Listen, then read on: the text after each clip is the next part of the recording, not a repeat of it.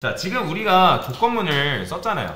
예를 들어서 아까 말씀드렸던 것처럼 나이가 20살이라 했을 때 성인지 아닌지를 쓰는 걸 어떻게 썼어요? 나이가 20살 이상이다 라고 하면 이때 뭐 했어요? 성인이라고 이렇게 출력을 했죠. 그쵸? 그 다음에 우리가 여기서 만약에 age가 20살 미만이면 이때는 뭐 하라 했어요? 미성년이다 라고 이렇게 호출하라고 말씀을 드렸잖아요. 출력을 하게끔. 자, 그러면 실행하면 뭐가 나와요?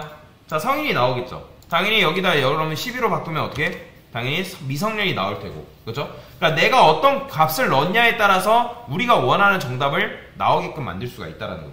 자, 근데 이게 싫어가지고 두 개의 조건문을 쓰는 게 싫어가지고 어떻게 썼다? 앞에다가 else를 묶었다 했죠. 근데 else를 묶으니까 두 개의 조건문이 하나의 덩어리로 뭉쳐져서 만약에 나이가 20살이라고 하면 얘가 참이니까 얘는 실행이 안 되겠죠. 그죠? 근데 어차피 1번이 정답이 2번이 정답이 아니니까 실행될 필요가 없는 거잖아요. 그 다음에 여기를 10으로 바꾸게 되면 얘가 참이 아니니까 얘가 실행되면 되니까 굳이 계산할 필요가 없어서 어떻게 한다? else로 빠져나온다 했죠. 이게 여러분들이 배운 조건문인 거잖아요. 그죠? 근데 여러분들 지금 보면 이 조건문 쓰는데 몇 줄 쓰고 있죠? 몇 줄 써요? 지금 얘네 이지선다잖아요. 둘 중에 하나만 정답이면 되는데 이걸 쓰는데 여러분들 4줄 쓰고 있단 말이에요. 물론 이거를 여러분들 이렇게 써도 돼요. 근데 이렇게 쓴다 하더라도 하나, 둘, 셋, 넷, 5줄 이런 식으로 쓰고 있단 말이에요. 코드를. 그죠? 굉장히 길지 않나요? 그런데 자바에서는 뭐가 있냐면 이 조건문과 비슷하게 사망연산자라는 개념이 있습니다. 뭐라고요? 뭐가 있다고요? 사망연산자. 이 사망연산자라는 게 뭐냐면 어떻게 쓰냐면 이렇게 씁니다. 조건이 부여되고요. 그 다음에 물음표가 와요. 물음표. 그 다음에 물음표 뒤에는 참인 결과가 오고요.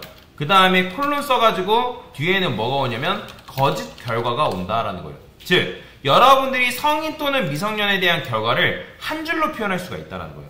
뭔 말이 이해되시나요? 그래서 여기다가 제가 이렇게 써볼게요. 스트링 rs라 쓰고, 자, 그러면 우리가 보통 몇 살 이상을 성인이라 한다? 그쵸? 20살 이상의 성인이라 하기 때문에 여기다 이렇게 쓴 거예요. age가 20살 이상이다. 자, 당연히 age가 20살 이상이면 그 결과는 true 또는 false이기 때문에 그걸 rs에 담을 수 있어요? 없어요? 없어요. rs는 문장만 취급하는 녀석이잖아요. 그죠? 문자 열만 취급하는 녀석이란 말이에요. 그런데 결과는 어쨌든 성인 또는 미성년이라는 그 문자열을 rs라는 변수에 넣어주면 된단 말이에요. 그래서 자, 물음표 쓴 다음에 참인 결과. 그러니까 age가 20살 이상일 때 참인 결과를 성인이라 쓰고, 그 다음에 콜론 써가지고 거짓인 결과를 미성년을 쓴다는 거죠. 그죠? 그러면 이렇게 했을 때 어떻게 되냐면 만약에 age라는 변수가 20살 이상이다. 그러면 뭐가 실행되냐면 성인이 그 해당 결과에 대한 값이 여기에 들어가는 거예요. 그래서 여기다가 rs 쓰게 되면 어떻게 나온다? 자, 지금 이제 제가 10이라 썼죠? 자, 이렇게 쓰면 자, 성인 나오죠. 보이죠? 즉, 여기다가 여러분들이 얘가 참이다? 그러면 앞에 게 실행되고, 얘가 거짓이다? 그럼 미성년, 요게 실행되는 거예요. 이걸 뭐라고 하냐면 사망연산자라 합니다. 사망연산자. 즉, 여러분들 이런 식으로 5줄로 표현한 조건문을 몇 줄로 표현할 수 있다? 단 한 줄로 표현하는 게 가능하다라는 거예요.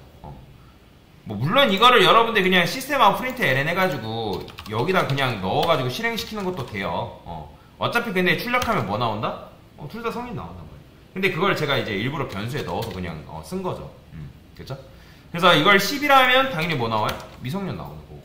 자, 사망연산자가 별거 아닙니다. 그냥 여기다가 조건을 부여하고 물음표 한 다음에 참인 결과를 앞에다가, 그 다음에 거짓인 결과를 뒤에다 쓰는 거, 이게 다예요. 그래서 사망연산자를 잘 활용하는 게 굉장히 중요합니다. 왜냐면 조건문을 쓸 때 어차피 이지선다인 경우에는 여러분 사망연산자를 써가지고 한 줄로 깔끔하게 짧게 쓰는 게 가능하기 때문에. 그래서 좀 복잡한 거 표현할 때는 얘가 좋은데 그냥 단순하게 깔끔하게 표현할 때는 이 사망연산자가 굉장히 좋은 겁니다.